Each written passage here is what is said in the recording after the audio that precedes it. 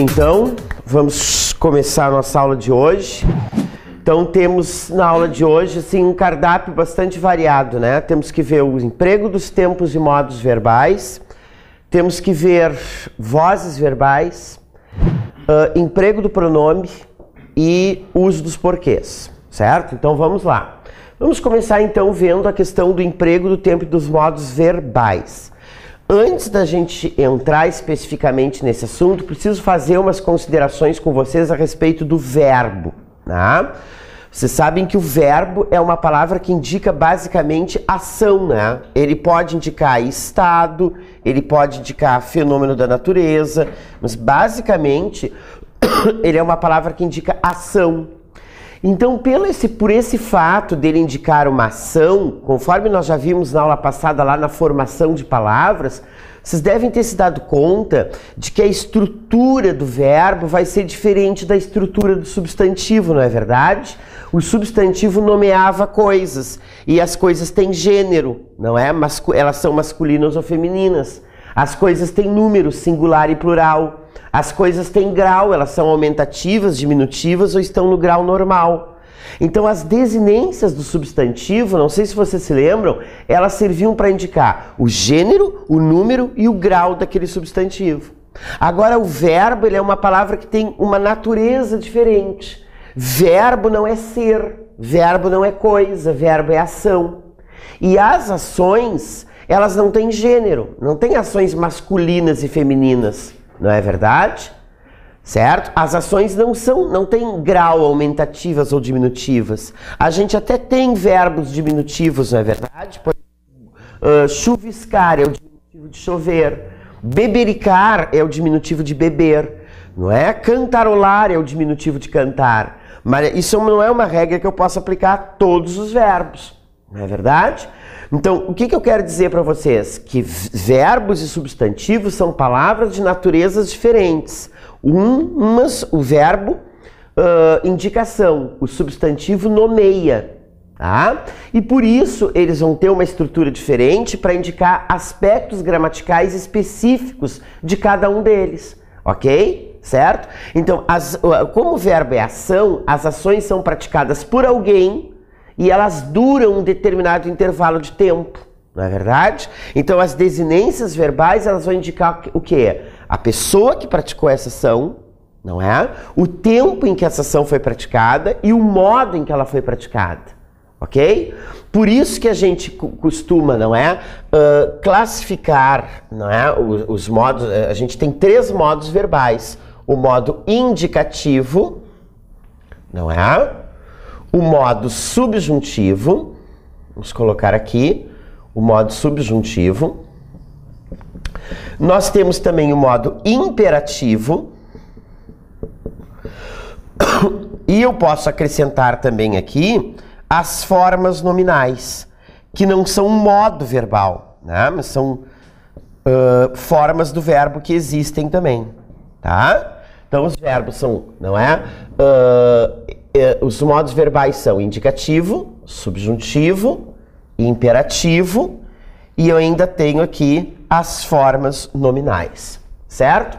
A diferença entre esses 3 modos verbais vocês conhecem, né? Vocês sabem qual é a diferença do indicativo, do subjuntivo e do imperativo. O indicativo me indica certeza. Quando eu coloco um verbo no modo indicativo, eu estou te dando certeza de que aquela ação está acontecendo, já aconteceu ou ainda vai acontecer, não é? O modo subjuntivo indica dúvida, hipótese, possibilidade. Quando eu coloco o verbo no subjuntivo, eu estou dizendo que talvez aquela ação esteja acontecendo, talvez ela tenha acontecido ou talvez ela venha a acontecer. Quando eu coloco o verbo no modo imperativo, eu estou indicando pedido ou ordem. Estou flexionando o verbo de forma a fazer um pedido ou dar uma ordem. Tá? Certo? É isso aqui basicamente. Bom, agora vamos dar uma olhadinha nos tempos, não é, do verbo. Vocês sabem que o modo indicativo, ele tem basicamente 3 tempos, não é? Quais são os tempos do modo indicativo? O presente, não é? O pretérito, o presente, o pretérito e o futuro. Presente, pretérito e futuro. Ok? Qual é a diferença? O presente descreve ações que ocorrem no exato momento em que eu falo ou escrevo. Tá? Então, por exemplo, assim, ó, eu falo e os alunos anotam. Os alunos anotam. Este verbo está no presente. Essa ação está acontecendo no exato momento em que eu estou falando. O pretérito, ele indica ações que acontecem no momento anterior àquele momento em que eu falo ou escrevo. Eu tomei café. O fato de eu tomar café aconteceu no momento anterior a este que eu estou falando agora. Certo? E o futuro, ele descreve ações que vão acontecer no momento posterior ao momento em que eu falo ou escrevo. Eu almoçarei no shopping. O fato de eu almoçar, ele vai acontecer no momento posterior a esse momento que eu estou falando agora. Tá? Bom, desses 3 tempos verbais, vocês sabem que o mais exato de todos, o tempo mais preciso de todos, qual é? Qual é o tempo mais preciso de todos? É o pretérito, né? O pretérito é o momento mais é o tempo mais preciso e mais exato de todos. O presente é o tempo mais fugaz que nós temos. Porque o presente, no momento em que ele está acontecendo, eu não sei se tu observas que ele já está virando passado. Esta aula aqui é presente, ela está acontecendo. Agora, cada palavra que eu digo, ela já vira passado. Então, o presente é o tempo que dura menos, é o mais fugaz de todos. Né? O futuro, por sua vez, é o tempo mais incerto de todos, o mais impreciso de todos. Por quê? Porque eu não posso garantir com precisão o que eu vou estar fazendo daqui a meia hora. Daqui a meia hora eu pretendo estar dando essa aula para vocês. Mas daqui eu posso receber um telefonema que me tire daqui. Pode acontecer muita coisa daqui a meia hora. E o tempo mais exato que nós temos, então, o mais confiável, digamos assim, ele é o pretérito. Por quê? Porque as coisas que eu fiz estão feitas e não podem mais ser modificadas. Aquilo que eu fiz ontem está feito e não posso mudar mais. Eu até posso ter praticado uma ação ontem da qual eu me arrependa e tentar praticar uma outra ação para anular aquela. Mas a ação em si está feita. Não posso mais voltar atrás. Não é verdade? Certo? Então o pretérito é o tempo mais, digamos assim, exato, preciso que nós temos. Não é verdade? E é o tempo preferido das mulheres, né? Não vou apanhar, que eu vou apanhar aqui daqui a pouco, né? A mulher é chegada num pretérito, né? Aí tu pegas aquele casal, assim, né? Que tem 20 anos de casamento. Aí dá aquela briga, assim, aí a mulher chega e diz assim, né? Porque aquela vez tu me deixou sozinha, não sei aonde.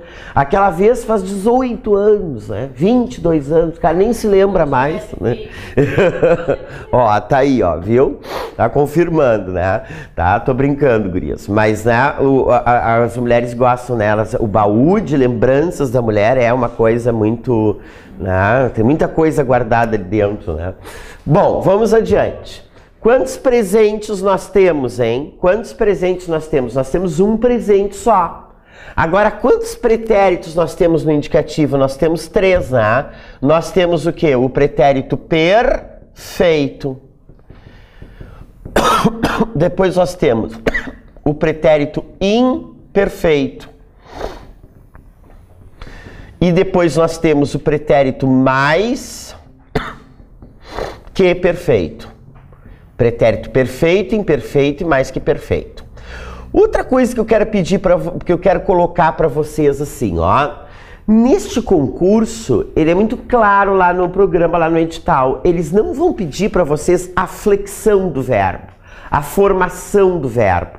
Eles não vão pedir para vocês conjugarem um verbo no pretérito imperfeito do subjuntivo da segunda pessoa do plural. Eles não vão pedir isso. Eles já vão dar o verbo flexionado, inclusive, para vocês. O que eles vão pedir nessa prova é o emprego do tempo verbal. Quando é que eu vou usar um verbo no pretérito perfeito e quando é que eu vou usar no pretérito imperfeito? Se eu trocar no texto este verbo que está no pretérito imperfeito por um verbo no pretérito perfeito, o sentido vai ficar o mesmo? Se eu trocar o futuro pelo presente naquela frase, o sentido da frase vai ficar o mesmo, entende? Então, neste concurso, nessa prova, eles vão pedir o emprego do tempo verbal, não a formação, não a flexão do tempo, ok? Então, é isso que eu vou trabalhar com vocês agora, tá? Então, nós temos 3 pretéritos, perfeito, imperfeito e mais que perfeito. Toda a vida nós decoramos isso no colégio, né? Que o pretérito imperfeito é cantei, o pretérito imperfeito é cantava e o pretérito mais que perfeito era cantara, né? O pretérito perfeito é bebi, o imperfeito é bebia e o mais que perfeito bebera. A gente sempre decorou isso, né? Decorou, sabia fazer a formação do tempo verbal. É que é isso que eu disse que não cai para vocês na prova. Né? Mas a gente nunca aprendeu direito no colégio a empregar corretamente esses tempos. O que significa cada um deles e qual é o emprego, em que situação eu vou usar cada um. Né? Então, olha só, não sei se vocês observam que a nomenclatura da língua portuguesa é clara. Por que o pretérito perfeito é chamado de perfeito? Porque ele é perfeito.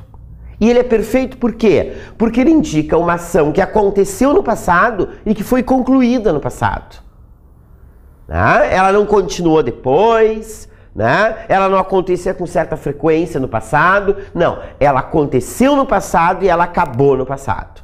Se um de vocês me diz hoje assim, ó, eu resolvi os testes ontem. Eu resolvi os testes ontem, certo? Eu resolvi. Esse verbo está no pretérito perfeito. Ele indica uma ação que aconteceu no passado que foi concluída no passado. Então, se ele me disser assim, Everson, eu resolvi os testes ontem, como é que eu vou interpretar isso? Que ele resolveu esses testes e que ele terminou de resolver esses testes ontem. Essa ação aconteceu ontem e terminou ontem, tá? Pretérito imperfeito. Por que o pretérito imperfeito tem esse nome? Porque ele é imperfeito. E ele é imperfeito por quê? Porque ele indica uma ação que aconteceu no passado, mas que não foi concluída no passado. Algo interrompeu essa ação e essa ação ficou pela metade. Então é um pretérito imperfeito, tá? Porque ele não terminou, certo? Então, por exemplo, se eu disser assim, ó, eu resolvia os testes, eu resolvi os testes quando ela chegou. Quando ela chegou. Ó, eu resolvia os testes. Essa ação é passada? É. Ela aconteceu no passado? Aconteceu. Agora, essa ação foi concluída? Não. Por quê? Porque uma outra ação passada, que é o fato dela ter chegado, interrompeu essa ação aqui. Então, essa ação ficou inacabada. Então, esse pretérito é um pretérito imperfeito. Certo? Pretérito mais que perfeito, tá? Por que ele é chamado de mais que perfeito? Ele é chamado de mais que perfeito, por quê? Porque ele indica entre várias ações passadas, a mais passada de todas. A que está mais no passado de todas elas, ok? Certo? Então vocês têm que entender o seguinte, ó. Vamos fazer aqui uma linha do tempo, tá? Certo? Bom, ó, aqui estou eu, o Everson, esse bonequinho aqui no presente, certo? Então aqui estou eu, tá? Para cá está o meu futuro, para trás ficou o meu passado, ok? O meu pretérito, tá bem? Vamos imaginar agora, né, que eu queira descrever várias ações passadas, várias coisas que eu fiz antes de chegar até aqui. Né? Sei lá, eu acordei, não é? Tomei banho, eu levei a minha filha, tomei café, levei minha filha na escola, peguei um táxi, vim pra cá, enfim. Estou descrevendo ações passadas, né? Ações que aconteceram antes desse momento que eu estou aqui.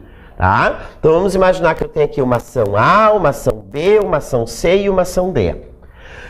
O pretérito mais que perfeito, ele indica a ação mais passada de todas elas. Por isso que ele é mais que perfeito. Todas são ações passadas e acabadas e concluídas no passado. E tem uma que é mais passada de todas. Então ele é um pretérito mais que perfeito. Certo? Se ele é um pretérito mais que perfeito, qual dessas ações é que ele vai indicar? Ele vai indicar a ação A, que é a ação mais passada de todas elas. né? Isso a gente pode verificar nessa frase assim, ó. Quando cheguei, olha só, percebi que alguém mexera. Essa é a forma simples do pretérito mais que perfeito, que nós não usamos quase. Isso já caiu várias vezes em concurso. Nós usamos mais a forma composta do pretérito mais que perfeito. Qual é a forma composta? Tinha mexido ou havia mexido. Certo? Então isso é importante vocês saberem. Mexera é tinha mexido, havia mexido. Estudara é tinha estudado ou havia estudado. Uma é a forma simples, que nós não usamos quase, e outra é a forma composta, que nós usamos mais. Certo? Tá? Então, olha só. Já perguntaram em prova se eu posso substituir o verbo, por exemplo, acontecera por tinha acontecido ou havia acontecido. Sim, é a mesma coisa. Tá? Então, quando cheguei, percebi que alguém mexera, ou tinha mexido, ou havia mexido em minha bolsa. Em minha bolsa. Certo? Bom, né, eu pergunto para vocês, quando cheguei, percebi que alguém mexera, ou tinha mexido, ou em minha bolsa. Qual dessas três ações é a mais passada de todas? Qual aconteceu antes de todas as outras? Hein? O fato de alguém mexer na minha bolsa, ter mexido na minha bolsa. O fato de alguém mexer na minha bolsa aconteceu antes de eu chegar e antes de eu perceber. Então, por isso que ele é um pretérito mais que perfeito. Porque entre todas essas ações passadas, ela é a mais passada de todas. Ok? Certo? Bom, nós temos então presente, pretérito com três tipos, que eu já expliquei para vocês. Agora vamos dar uma olhadinha no futuro. O futuro, né, então ele vai indicar aquelas ações que vão ocorrer no momento posterior àquele momento que eu falo ou escrevo. Né? Eu tenho dois futuros. Eu tenho um futuro que eu chamo de futuro do presente, certo? Que é um futuro que independe de outras ações para acontecer, ele vai acontecer mesmo, de qualquer jeito. E eu tenho um futuro do pretérito, que para acontecer depende de uma ação passada. Tá? Então, o futuro do presente, ele é mais provável de acontecer, porque ele depende dele mesmo para acontecer. E o futuro do pretérito é um futuro mais improvável de acontecer, mais hipotético, porque para que ele ocorra, ele vai depender da existência de uma outra ação passada. Tá? Então, por exemplo, olha aqui, ó. Eu viajarei amanhã. Eu viajarei amanhã. Certo? Estou dando certeza de que esse futuro vai acontecer. Viajarei amanhã. E o fato de eu viajar amanhã não depende de nada. Já está decidido, está marcado, está tudo pronto. Agora, olha só, futuro do presente. Eu viajaria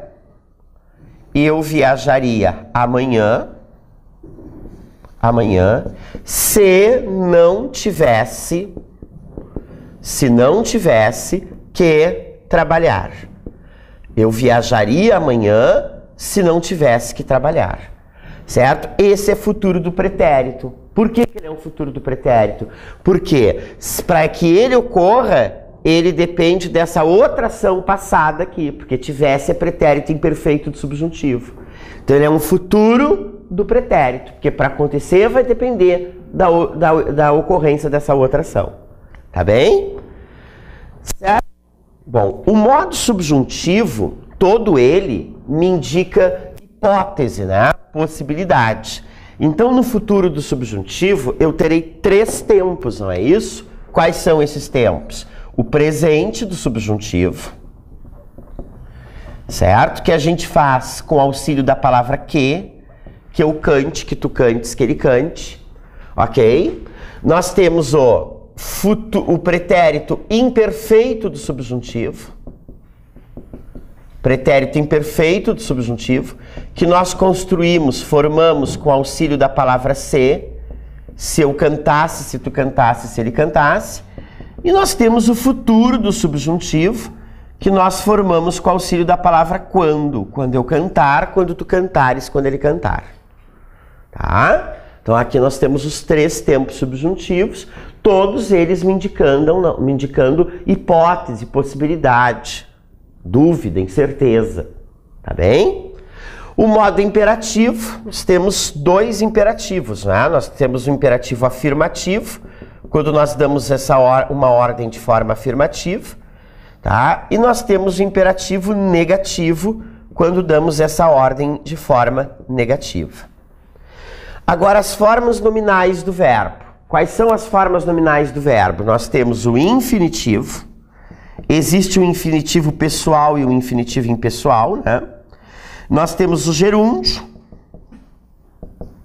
e nós temos o particípio, ok? Sabemos que o infinitivo impessoal, nós vimos isso lá nas nossas aulas de formação de palavras, né? O infinitivo impessoal, ele ocorre quando o verbo termina em ar, er ou ir. Não é verdade? O gerúndio quando o verbo termina em NDO. E o particípio quando o verbo termina em do ou em to. Cantado, visto, por exemplo. Tá bem? É isso aí. Tá? É isso. Tá? As primeiras considerações que a gente tinha que fazer sobre os verbos. Agora, logo a seguir, nós vamos ver o uso desses tempos verbais aqui. Ok? Então, agora vamos ver o emprego dos tempos verbais. Vocês têm aí as lâminas do material de vocês, tá? Que eu vou projetar aqui. Se quiser acompanhar por aí para fazer alguma anotação, tá? Procurei resumir do Celso Cunha o uso dos tempos verbais, o mais, assim, ó, mais que eu pude, né? Para facilitar a vida de vocês aí, tá? Bom, aqui está tudo que eu expliquei, os três modos verbais, o indicativo, o subjuntivo e o imperativo, tá? Isso aqui tudo já foi explicado, tá? Tá ali o modo imperativo também, tem outros exemplos aí, não é? No material de vocês, então podemos passar essa primeira lâmina, tá? Os tempos verbais, o que eu expliquei também para vocês, situam as ações no tempo, né? Tá? O significado de cada tempo, presente, pretérito e futuro, que eu já expliquei lá no início para vocês também, tá? Bom, agora nós vamos começar a ver os usos dos tempos verbais. Isso aqui é importantíssimo. Isso vocês têm que saber, vocês têm que estudar. Isso vai cair, tá? Então, presente do indicativo, ele exprime processos verbais que se desenvolvem simultaneamente no momento em que se fala ou se escreve, tá? Sinto-me bem agora. O fato de eu me sentir bem agora está acontecendo neste exato momento em que eu estou falando com vocês. Agora, isso aqui é que vocês têm que estudar, tá? O que ele exprime além disso aí, tá? Ele também exprime, o que ele exprime, qual o outro uso que ele tem, além daquele uso convencional, primeiro, tradicional. Tá? Então, além daquilo ali, o presente do indicativo ele exprime processos habituais, processos que acontecem, né, habitualmente, frequentemente. Por exemplo, nesta casa todos acordam cedo. Tá? Se você chega na minha casa e eu digo assim, gente, nessa casa todos acordam cedo, eu não estou dizendo que aquela ação está acontecendo naquele momento que eu estou falando ou que eu escrevi, porque todos já estão acordados ali naquele momento. Né? O que eu quero dizer com isso? Eu quero dizer que nesta casa todos têm o hábito de acordar cedo. Entende? É uma coisa que acontece habitualmente na minha casa. Então, é isso que eles gostam de pedir no concurso. Né? Outros usos do tempo verbal que extrapolam aquele uso inicial da gramática. Tá? Narração de fatos passados. Janeiro de 85, o povo toma conta das ruas para comemorar o fim da ditadura. Bom, aí, nesse narração de fatos passados, em algum lugarzinho do material de vocês, eu quero que vocês escrevam entre parênteses assim, presente histórico. Quando eu uso o presente no sentido de passado, né, eu chamo isso de presente histórico, certo? Ah, mas pode usar, não é, o presente para indicar um fato passado? Pode, claro que pode. Vocês devem ter tido um professor de história que fazia isso no colégio, né? Lembrem das aulas de história de vocês. Vocês tinham um professor que dizia assim para vocês, não era? Olha só, ele dizia assim, ó, em 1888, a princesa Isabel assina a Lei Áurea. Ele não dizia assinou a Lei Áurea, ela assina a Lei Áurea, né? Certo? Em 1889, o Floriano Peixoto proclama a República, o Deodoro da Fonseca proclama a República, né? Não diz proclamou a República. Em 1500, Cabral chega ao Brasil, e não chegou ao Brasil, né? Certo? Então eu posso usar, isso já caiu várias vezes em prova de concurso, gente, várias vezes. A gente pode usar um verbo no presente para indicar, sim, uma ação passada. E isso se chama presente histórico. O que leva uma pessoa a colocar um verbo no presente para indicar uma ação passada? A necessidade que ela tem de enfatizar, de aproximar mais aquele fato histórico, não é? Da pessoa com quem ela está falando, tá? Muito bem. No futuro, o presente também pode indicar fato futuro de realização considerada certa. Volto já. Olha só, isso aqui a gente usa demais, demais. Vocês já chegaram num escritório, né? Numa lojinha, coisa e tal, e tem aquele bilhetinho, volto já. Eu volto, esse verbo está no presente. Mas aquela ação ali é presente? Não. Ela ainda não voltou, ela ainda vai voltar, ela é futura. A gente usa muito isso quando a gente, né, tá saindo apressado, não é? E diz e um amigo quer falar com a gente, eu digo assim, quando eu chegar em casa eu te ligo, eu ligo, essa ação está no presente, mas na realidade é futura, porque eu não liguei ainda, eu ligarei, eu vou ligar. Né? Então não sei se vocês observam que há uma tendência no Brasil de nós não usarmos mais o futuro. Ligarei, farei, mas ninguém diz isso. Ou a gente usa a forma composta do futuro, vou fazer, vou ligar, vou comer, não é? Ou a gente usa um verbo no presente para indicar futuro. Tá bem? Certo? Ele também é usado, né, para suavizar o imperativo, vê se te comportas direito, né? Fica muito mais suave eu dizer vê se te comportas direito que dizer te comporta direito. Suaviza um pouco o imperativo, tá bem? Vamos adiante. Pretérito perfeito do indicativo, tá? Ele exprime os processos verbais concluídos e localizados no momento definido do passado. Naquele momento, não pensei em nada e agi impulsivamente. Esses dois verbos estão no pretérito perfeito. Agora, também exprime. É isso que vocês têm que estudar para o concurso. Esse também exprime aí. Esse também exprime, sempre que aparecer, vocês deem uma olhada especial. Quando composto, ele exprime processos que se prolongam ou se repetem até o presente. Gente, isso aqui é um negócio que já caiu em prova e vocês têm que tomar muito cuidado. Olha só, tenho lutado pelas ideias em que acredito. Dizer tenho lutado é o mesmo que dizer lutei. Tá? Certo? Caminhei é o mesmo que tenho caminhado. Pode substituir um pelo outro? Pode. Qual é a diferença da forma simples e da forma composta do pretérito perfeito?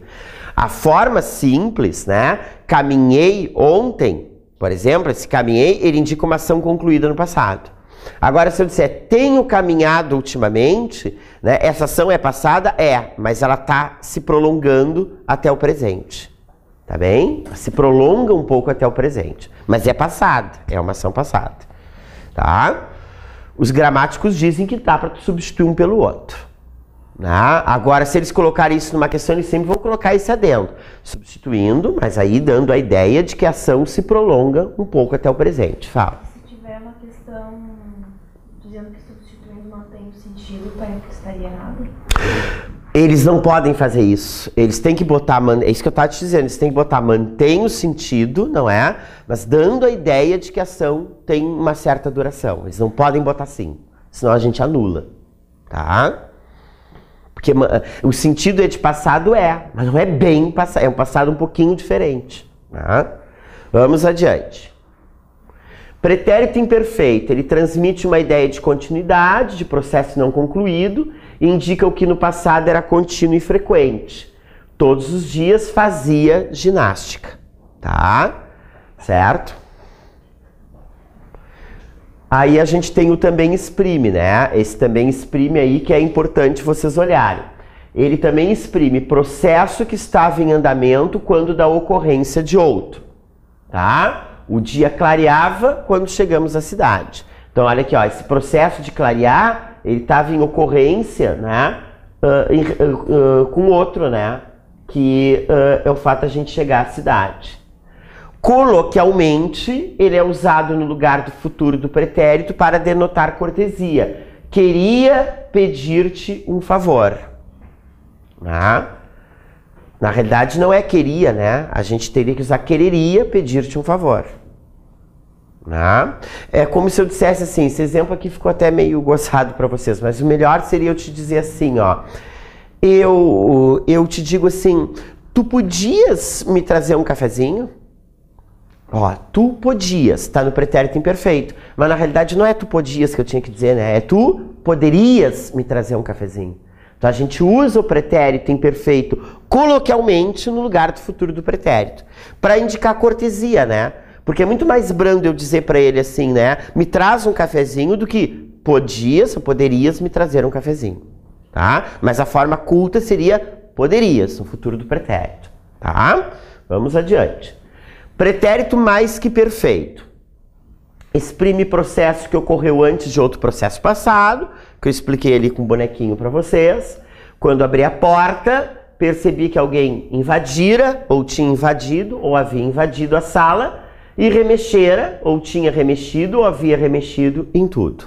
O fato de alguém invadir e remexer ocorre antes do fato de eu abrir a porta e perceber. Tá?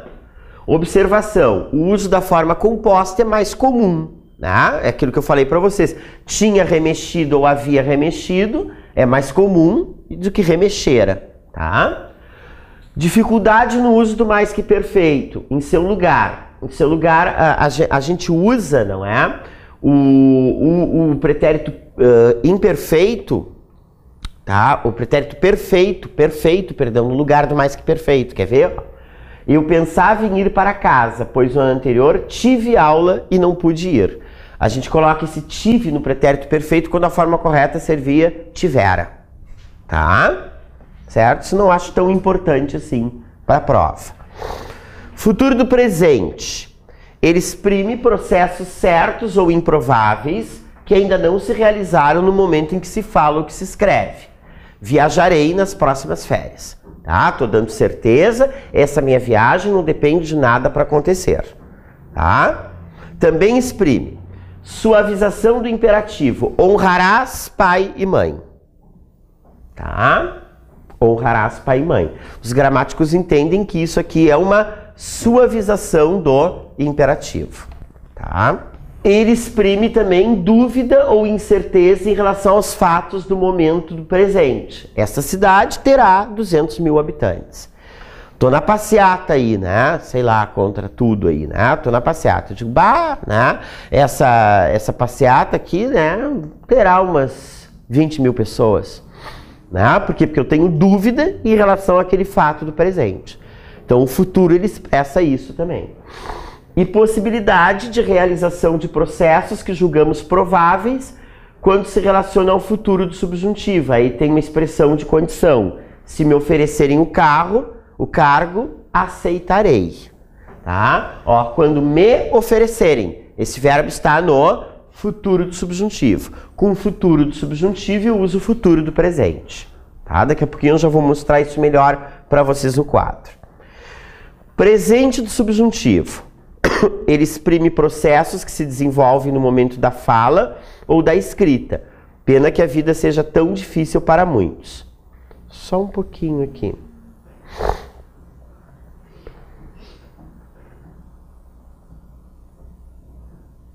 Antes do presente do subjuntivo, anotem aí que faltou, por favor, não sei porquê. Futuro do pretérito do indicativo. Bota aí. Futuro do pretérito do indicativo. Acho que saiu uma lâmina menos aí.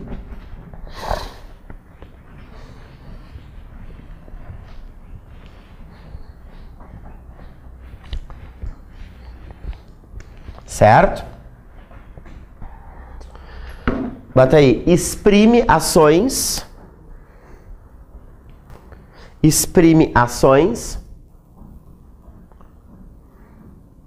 que, vírgula, para ocorrerem, vírgula,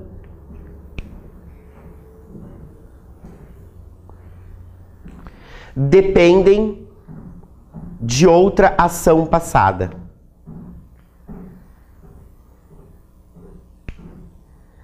Tá? Certo? Exemplo. Eu trocaria, sublinho trocaria, eu trocaria de carro, vírgula, se tivesse, sublinho tivesse, dinheiro.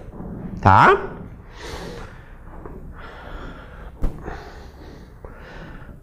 Aí tu podes colocar embaixo, também exprime, 2 pontos.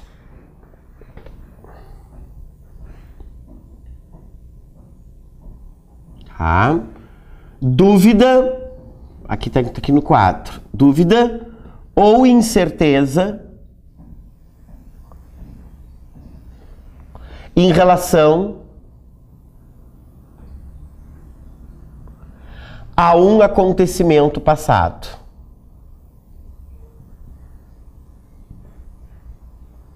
A um acontecimento passado, certo?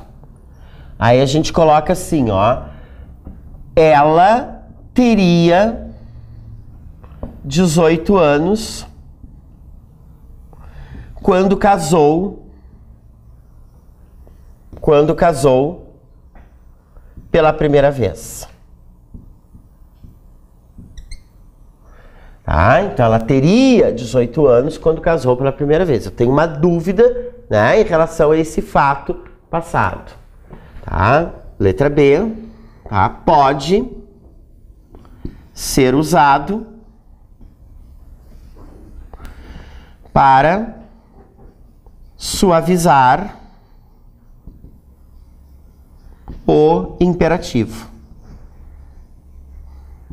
Para suavizar o imperativo. Tá? Poderias, tá? Poderias emprestar-me o livro? Tá? Em vez de dizer empresta-me o livro, poderias emprestar-me o livro, né? Suaviza esse imperativo. Tá bem? Certo?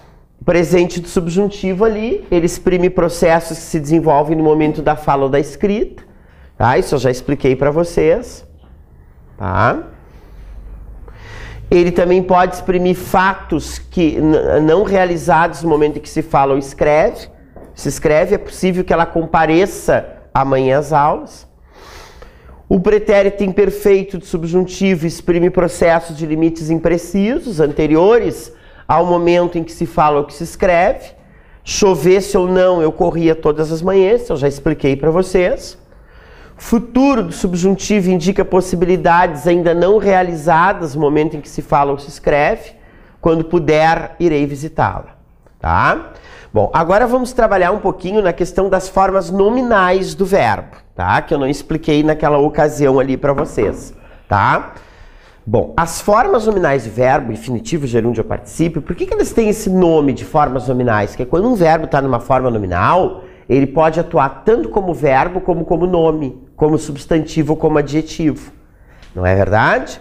Olha só, tu quer ver uma coisa? Olha aqui, o verbo partir, né? Ele está no infinitivo, que é uma forma nominal. Eu posso colocá-lo no particípio, tá? Partido. Não é? Partido é particípio, que também é uma forma nominal. Agora eu vou fazer uma frasezinha com esse partido. Olha só. Eu digo assim, ó. Ela havia, olha só. Ela havia partido o bolo. Ela havia partido o bolo. Eu te pergunto uma coisa. Esse partido aqui, que está no particípio, que é uma forma nominal, ele está atuando como verbo aqui? Sim. Está descrevendo uma ação. Ele está formando locução verbal com havia. Tá? Então, partido aqui é verbo. Agora, se eu te disser assim, ó, ela ficou com o coração, ela ficou com o coração partido. Ao ver aquela cena, por exemplo, ela ficou com o coração partido. Eu te pergunto, partido aqui está atuando como verbo? Não, partido é adjetivo de coração, que é uma forma nominal. Entende? Então, por isso que a gente chama essas três formas, gerúndio, infinitivo e particípio, de formas nominais. Porque quando um verbo está numa forma nominal, ele pode ser verbo ou ele pode ser substantivo ou adjetivo. Tá bem? Certo? Certo? Olhar. Eu vou olhar aquele acidente. Olhar aí é verbo. O olhar daquela mulher mexe comigo. Olhar virou substantivo. Tá? Então, por isso que esses verbos, essas formas se chamam formas nominais. Tá bem? Então, tá aqui tudo que eu expliquei. Tá? Só dei uma lidinha ali e deu. É isso. Agora podemos ver as vozes verbais. Vamos lá? Questãozinha certa da prova de vocês. Vozes verbais são as três maneiras que nós temos de escrever um verbo, certo? Então, vozes verbais são as três formas, digamos assim, as três maneiras que temos de escrever um verbo. Tá? Então, deixa eu colocar aqui para vocês. Vozes verbais. Tá bem? Existem três vozes verbais, não é verdade? Eu posso escrever o verbo em três vozes diferentes. Quais são elas? Posso escrever o verbo na voz ativa. Aí você tem um polígrafo bem completo, que é um estudo que eu fiz, né? Baseado nesses gramáticos sobre as vozes para vocês. Mas eu vou fazer um esqueminha aqui no quadro para a gente simplificar mais para vocês, tá bem? Depois pode dar uma lida no polígrafo em casa. Tudo que eu falar aqui tem aí, não te preocupa, tá? Então, ó, existem três vozes verbais. A voz ativa, a voz passiva e a voz reflexiva. Lembra disso, né? Barbada isso aqui é muito fácil. É um conteúdo facílimo. Só que você sabe que quando o conteúdo é muito fácil, o que que eles fazem na prova? Eles colocam os pega-ratões, né? Para tentar criar um certo grau de dificuldade na questão, senão ela fica muito elementar. Né? Então eu vou explicar para vocês a formação das vozes. Isso eu faço em 10 minutinhos, é bem simples isso aqui, tá bem? E depois a gente vai ver os pega-ratões que eles colocam em prova, tá? Então, existem três vozes verbais. Eu posso flexionar o verbo em três vozes diferentes. Na voz ativa, na voz passiva e na voz reflexiva. Qual é a diferença? A voz ativa ocorre quando o sujeito pratica a ação. A voz passiva ocorre quando o sujeito sofre a ação. E a reflexiva ocorre quando o sujeito tanto pratica quanto sofre a ação. Tá? Então, na ativa ele pratica, na passiva ele sofre, na reflexiva ele pratica e sofre a ação. Tá bem? Então, vamos lá. Olha só, eu vou colocar uma frase aqui na voz ativa para a gente começar a conversar sobre isso. Olha só aqui. O aluno resolveu todos os testes. O aluno resolveu todos os testes. Então, olha, observa aqui, ó. Resolveu é o meu verbo, transitivo direto. Depois nós vamos ver isso. Quem é que resolveu? O aluno é o meu sujeito. O aluno resolveu o quê? Todos os testes. Eu te pergunto, essa frase está na voz ativa ou na voz passiva? Ela está na voz ativa, né? Por quê? Porque o meu sujeito, que é o aluno, praticou a ação de resolver os testes. Então a frase está na voz ativa. O sujeito está praticando a ação. Ok? Certo? Muito bem. Agora, se pedissem para a gente passar essa oração da voz ativa para a voz passiva, né? A gente sabe que existem dois tipos de voz passiva. Uma voz passiva que a gente chama de analítica, certo? Analítica. E outra voz passiva que nós chamamos de sintética. Daqui a pouquinho eu já vou explicar a diferença para vocês. Voz passiva analítica e voz passiva sintética, certo? O que eles fazem, né, nesses concursos? Eles dão uma frase na voz ativa e pedem para passar para passiva, o que é mais comum, ou eles podem fazer o contrário.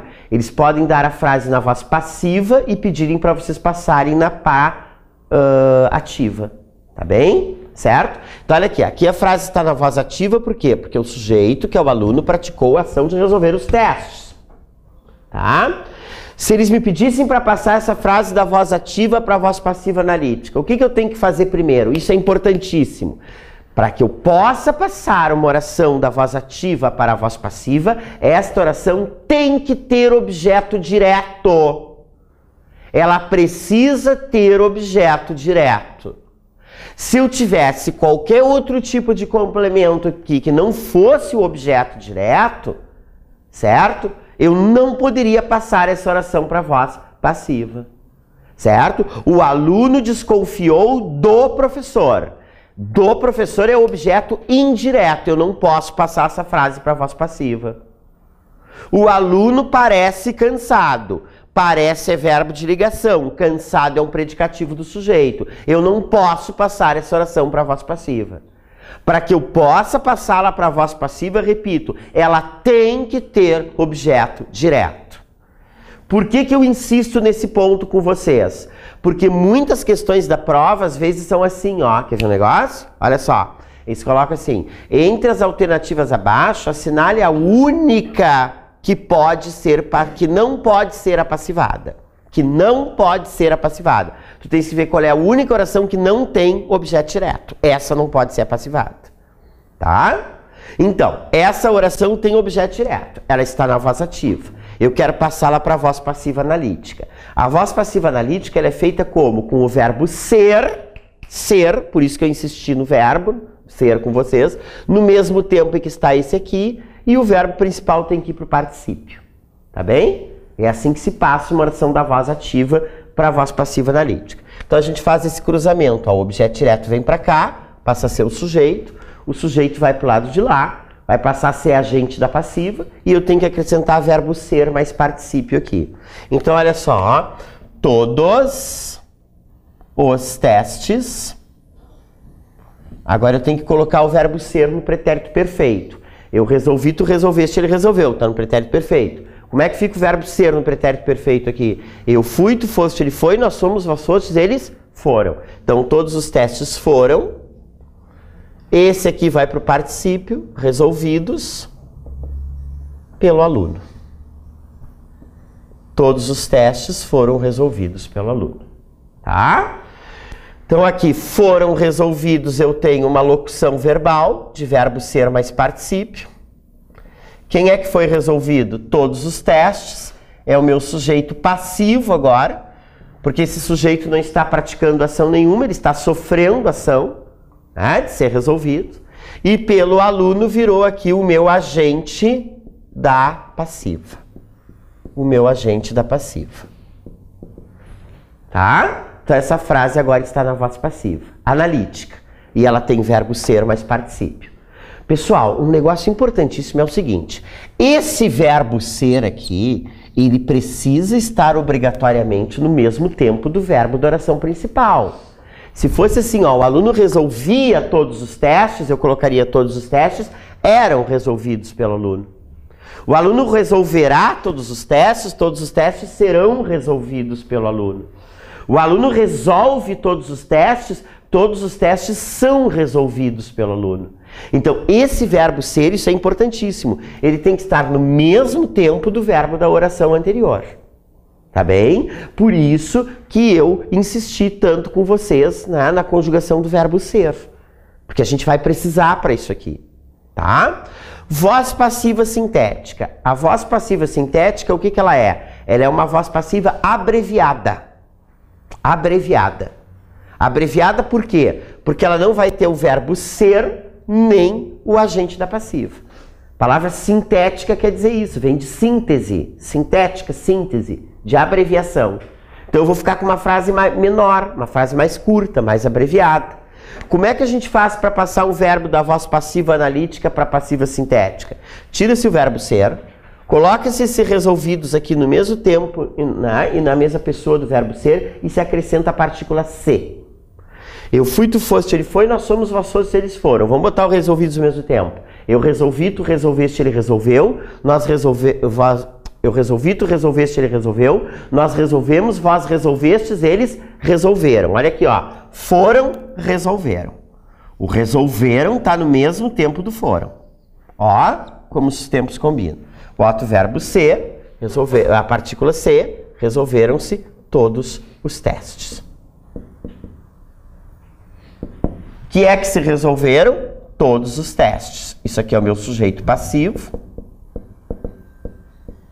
Tá? Aqui está o meu verbo, transitivo direto. Certo? E esse se aqui, que eu coloquei, como é que ele é chamado aqui, nesse caso? Ele é chamado de pronome apassivador. Pronome apassivador. Por que que ela é voz passiva sintética? Olha o tamanho dessa frase e olha o tamanho desta. Esta aqui é mais curta do que esta aqui. É uma voz passiva sintética abreviada. Dizer resolveram-se todos os testes é o mesmo que dizer que todos os testes foram resolvidos.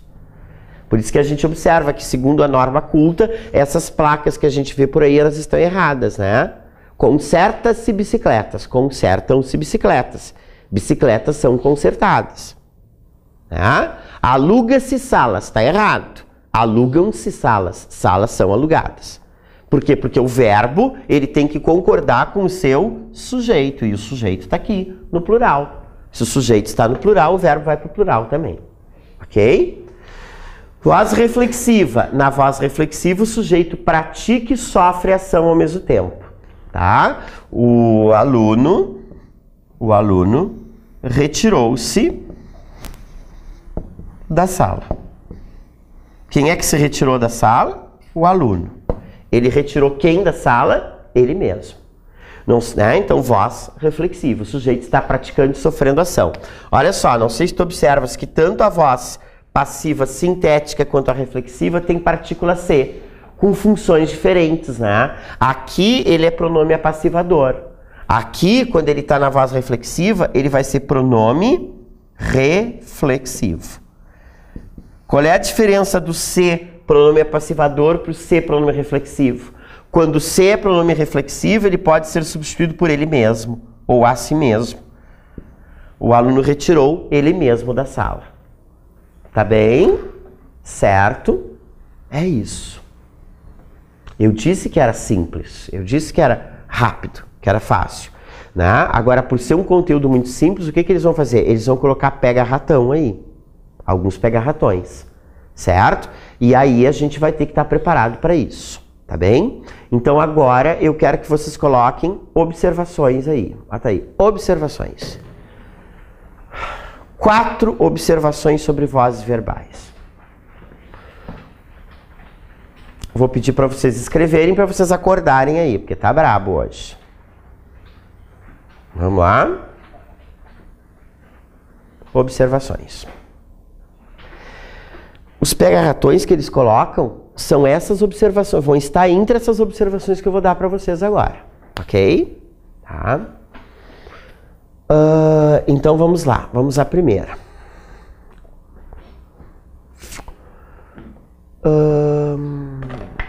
Deixa eu ver que eu vou começar por aonde.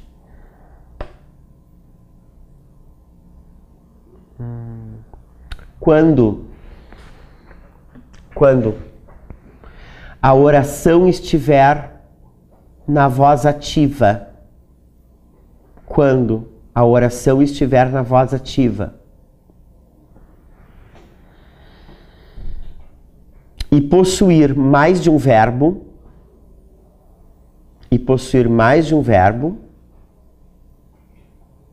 Vírgula. Entendeu? Ao passá-la para a voz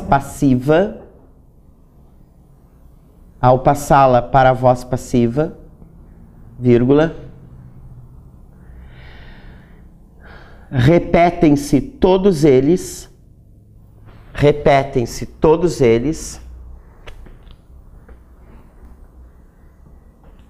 e altera-se somente o último. e altera-se somente o último. Gente, isso aí vai cair na prova. Pode me cobrar depois. Porque é essa dificuldade que eles sempre colocam.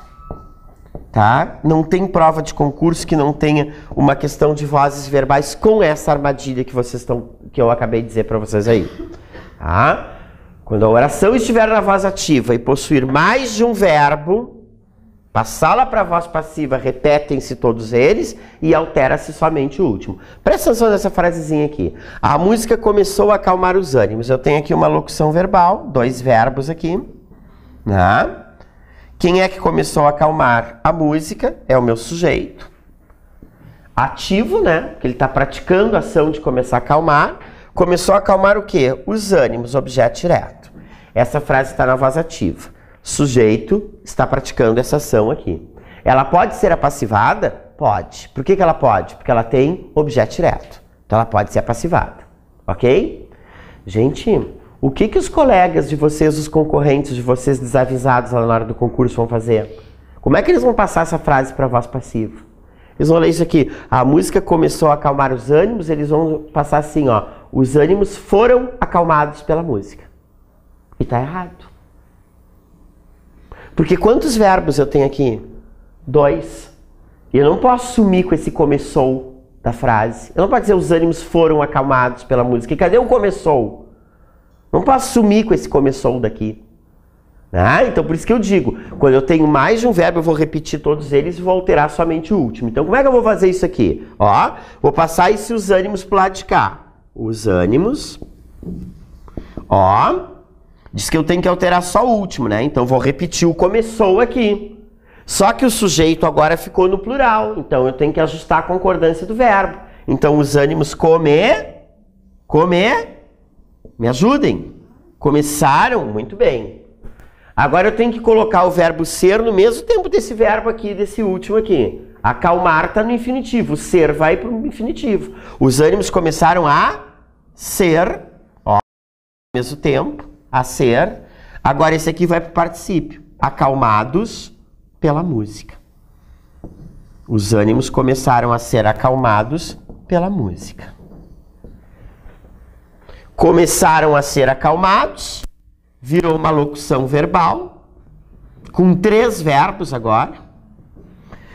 Os ânimos é o meu sujeito passivo, está sofrendo ação, e pela música virou o meu agente da passiva, que é o ser que pratica a ação quando a frase está na voz passiva. Então vocês observem que quando uma frase está na voz passiva analítica, ela sempre vai ter que ter um verbo a mais, que é o verbo ser que eu vou acrescentar. Ela nunca pode ficar com um número igual de verbos. Tá? E nos concursos eles vão colocar sempre isso aqui. Sempre frases com mais de um verbo. Porque eles sabem que tem alunos desavisados que têm a mania de tirar um deles. Tá bem? Certo? Um exagero, se eu tivesse 6 verbos aqui, eu repetiria os primeiros 5 e mexeria só no último. Colocaria o ser antes do último e o último no particípio. Tá bem? Certo? Segunda observação. Quando a oração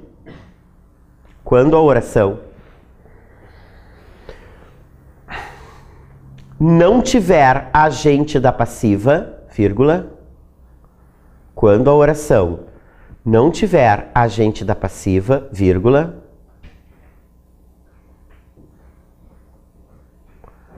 ao passá-la para a voz ativa, vírgula, ao passá-la para a voz ativa, vírgula,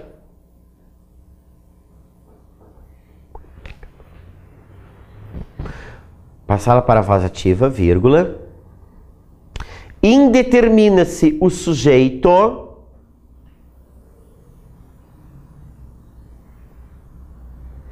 vírgula, flexionando-se o verbo,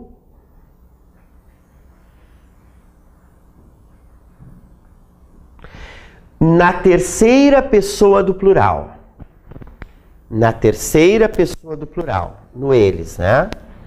terceira pessoa do plural.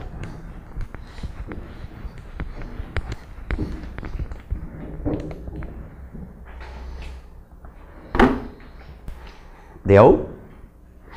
Certinho? Olha só, presta atenção aqui numa coisa, pessoal. Olha aqui, ó. O talentoso ator foi entrevistado.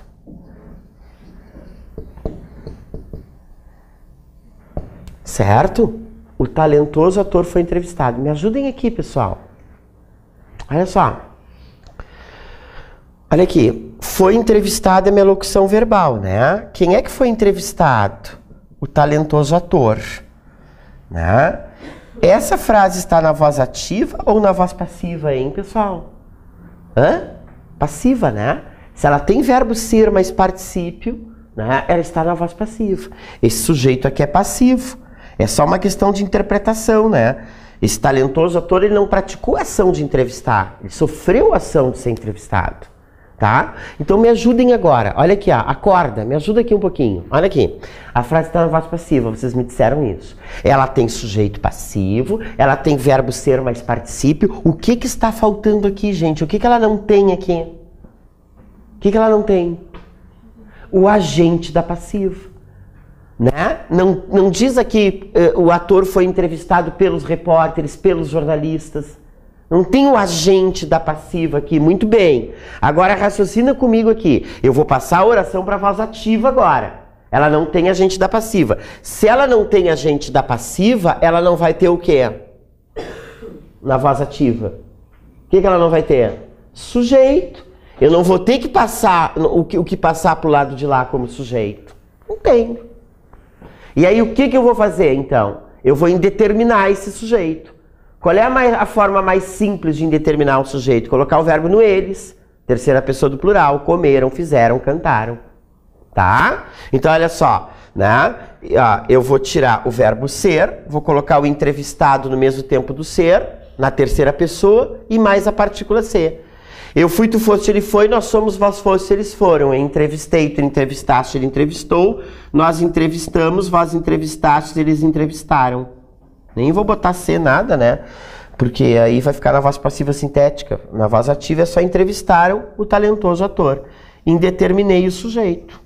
Alguém que eu não sei quem é entrevistou. Tá bem? Que horas é o nosso intervalo? 9h30?